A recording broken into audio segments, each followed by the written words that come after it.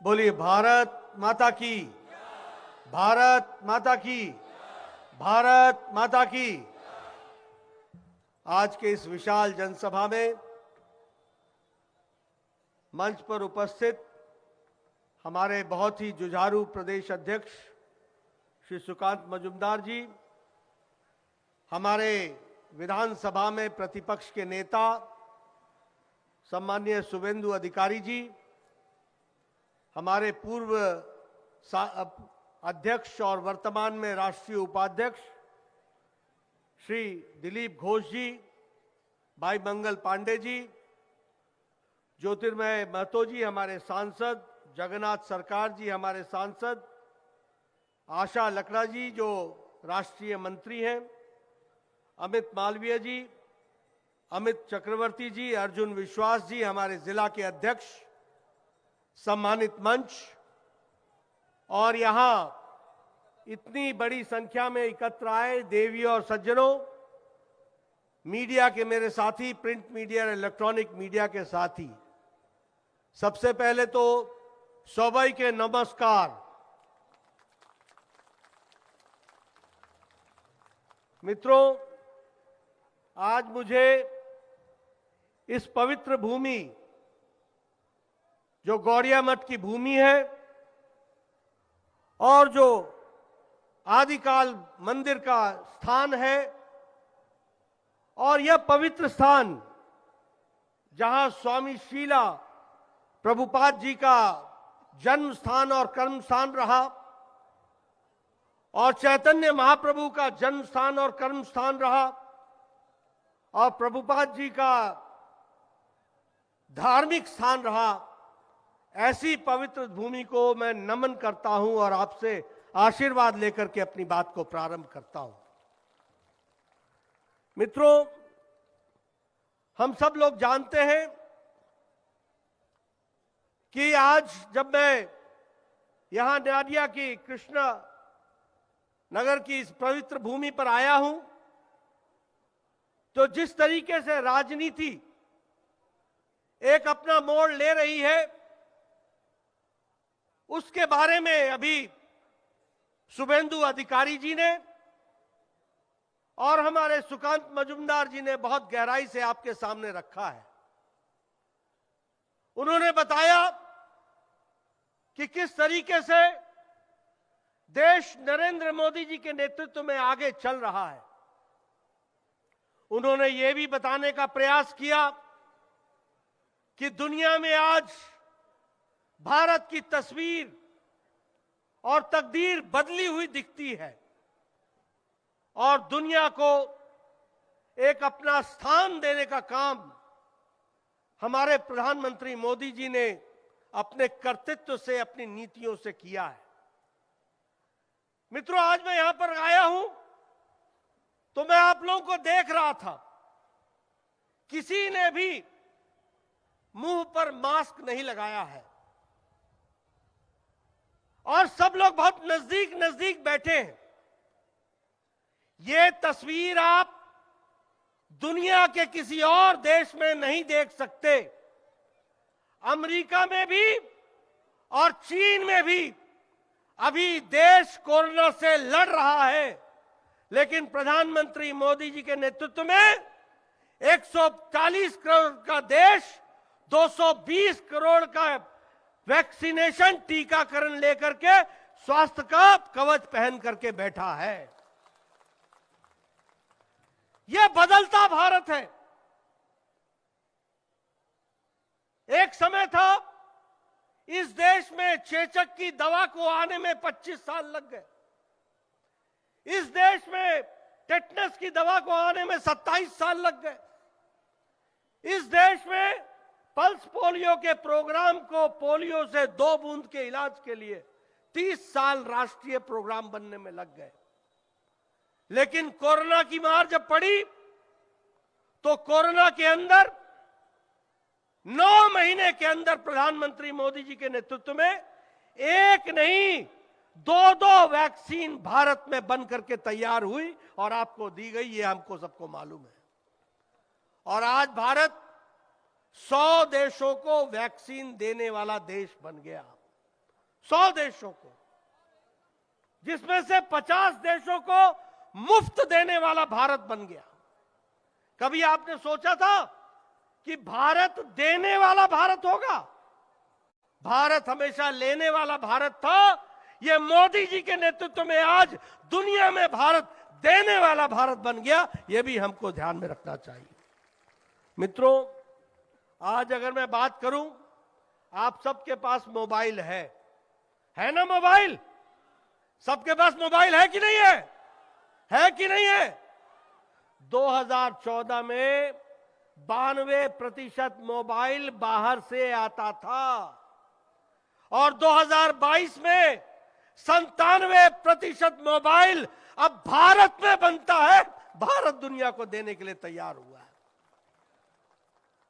और ये जो एप्पल का मोबाइल है ना, इस पर भी अब लिखा हुआ है मेड इन इंडिया।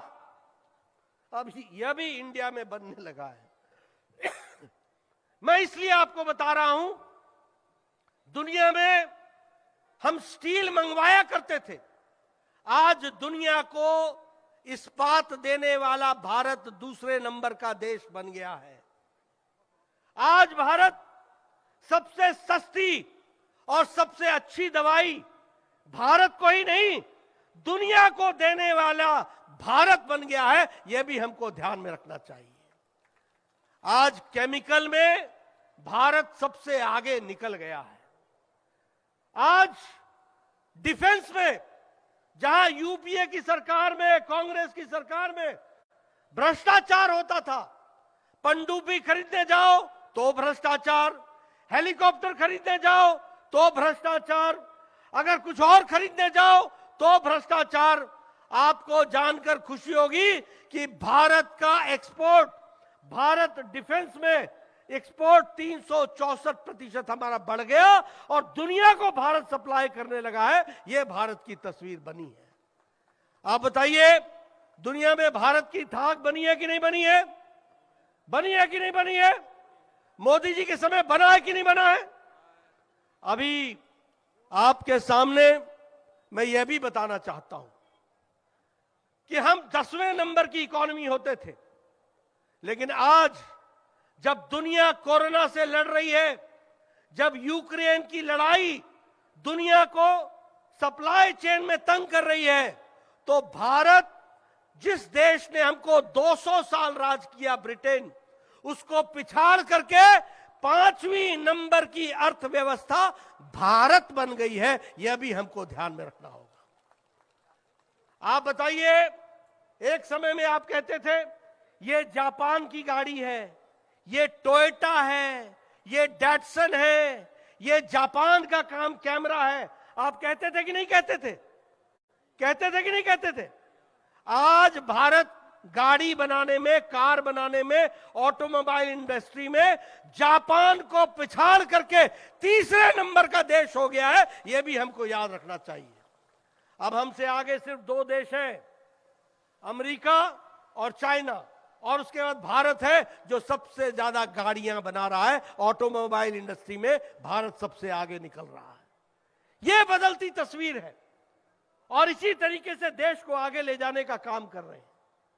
अभी अभी शुभेंदु अधिकारी जी आपसे चर्चा कर रहे थे कि हमने शौचालय दिया, हमने आवास दिया, हमने गैस का कनेक्शन दिया, हमने गांव में बिजली पहुंचाई। मित्रों, मैं एक बात आपको बताना चाहता हूं। मैं 1993 में एमएलए बना था। 1993 में उस समय मेरा बीडीओ आकर के कहता था कि 1-2 पंचायत में आपको एक इंदिरा आवास योजना मिला है, एक इंदिरा आवास योजना, बताओ कहां दूं? और मैं बोलता था कि अगर 2 पंचायतों में एक घर मिला है इंदिरा आवास का, तो तू ही रख ले अपने पास, मैं किसको दूंगा? यहां 100 बीमार है और 1 अनार है, क्या किया जा सकता है?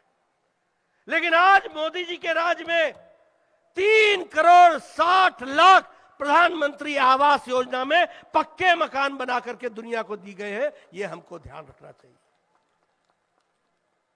हम जाते थे सड़क बनाने के लिए, हमारा बजट साल भर का होता था 2 करोड़। मेरी सड़कें होती थी 40, कहां डालेंगे इस पैसे को?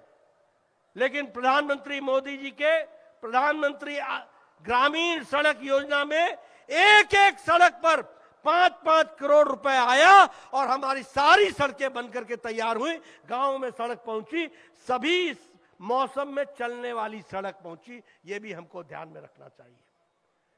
गैस का सिलेंडर, बोलिए बहनों, आपको पहुंचाया गया कि नहीं पहुंचाया गया? गैस का सिलेंडर पहुंचाया गया कि नहीं पहुंचाया गया? लेकिन मित्रों, मुझे 2-3 बातें बड़े दुख के साथ कहनी पड़ती है कि यहां आवास योजना का पैसा भी खा लिया गया। मुझे दुख के साथ कहना पड़ता है कि यहां शौचालय का पैसा भी खा लिया गया। मुझे दुख के साथ कहना पड़ता है कि मनरेगा में भी यहां भ्रष्टाचार हुआ है। ये क्या है? ये बंगाल की हालत क्या बना रखी है दीदी आपने? अभी बता रहे थे, सुकांतो मजूमदार जी बोल रहे थे कि गोरू खा गए, बालूर खा गए, कोयला खा गए, कुछ छोड़ा ही नहीं खाने से। और शौचालय की भी बात कर रहे थे। ये आपके बांग्ला भाषा में ये क्या क्या बोल रहे थे वो भी मैंने सुना। कैसी हालत ला करके खड़ी कर दी है। पैसा भेजे मोदी जी, पैसा भेजे मोदी जी, और यहां तुम घोटाला कर लो, और जब तुम्हारी इंक्वायरी हो तो बोलो कि भारत सरकार मेरी दुश्मन है। चोरी भी करनी और सीना जोरी भी करनी। चोरी भी करोगे और सीना जोरी भी करोगे। अभी अभी सुधेंदु अधिकारी जी कह रहे थे, धोरो धोरो चोर के धोरो, जेल में भरो। मित्रों, कमल के वोट पर निशान लगाओ, धौर भी देंगे, जेल में डाल भी देंगे। याद रखना, यह मैं आपको बताना चाहता हूं। आप चिंता मत करो, आपने एक काम करो, और वो काम यह है कि कमल के निशान पर वोट डालो, और हम उनको धौरेंगे भी और जेल में डालेंगे भी। ये भी आप ध्यान रखो। लेकिन मित्रों, मैं आपका ज्यादा समय नहीं लेना चाहता हूं। सारी बातें सुकांतो मजूमदार जी ने आपको बता दी हैं, सारी बातें आपको सुधेंदु अधिकारी जी ने बता दी हैं। केंद्र पैसा भेजता है और आपके यहां भ्रष्टाचार होता है। बोलो, टोलाबाजी होती है कि नहीं होती है? बोलो, आपने प्रधानमंत्री गरीब कल्याण अन्न योजना में अनाज की चोरी की है कि नहीं की है? आपने गरीबों को अनाज पहुंचाने में भ्रष्टाचार किया है कि नहीं किया है? आपने प्रधानमंत्री आवास योजना के पैसे में घोटाला किया है कि नहीं किया है? आपने सौभाग्य योजना में घोटाला किया है कि नहीं किया है? आपने प्रधानमंत्री आवास योजना में घोटाला किया है कि नहीं किया है? और जब आपकी इंक्वायरी होती है तो दीदी आप तिलमिला जाते हो, बोलते हो मोदी सरकार, मोदी सरकार, मोदी सरकार। अरे मोदी सरकार ईमानदार सरकार, आपकी सरकार बेईमान सरकार। इस बात को आपको समझना होगा। और मोदी जी ने लाल किले के प्राचीर से कहा है, भ्रष्टाचारियों को छोड़ेंगे नहीं, जेल में डाल करके ही हम चैन लेंगे। ये बात हमने कही है। अभी देखो, अगर सुधेंदु अधिकारी को जज के माध्यम से राहत मिलती है और जज ये कहता है कि सुधेंदु अधिकारी को गलत तंग किया जा रहा है, तो तृणमूल कांग्रेस के कार्यकर्ता जज के खिलाफ खड़े हो जाते हैं और जुडिशरी के खिलाफ आवाज उठाते हैं। अगर तुम्हारी इंक्वायरी प्रधानमंत्री आवास योजना में हो जाती है तो आप गुस्सा कर जाती हैं और आप बोलती हैं कि हमारे को काम नहीं करने दिया जा रहा है। अगर आपकी इंक्वायरी मनरेगा में किसानों के पैसे को खाने पर होती है तो आपको चिंता हो जाती है। आप बताइए, सबसे ज्यादा ह्यूमन ट्रैफिक यहां हो रहा है कि नहीं हो रहा है? सबसे ज्यादा महिलाओं पर अत्याचार हो रहा है कि नहीं हो रहा है? आप बताइए, सबसे ज्यादा भ्रष्टाचार हो रहा है कि नहीं हो रहा है?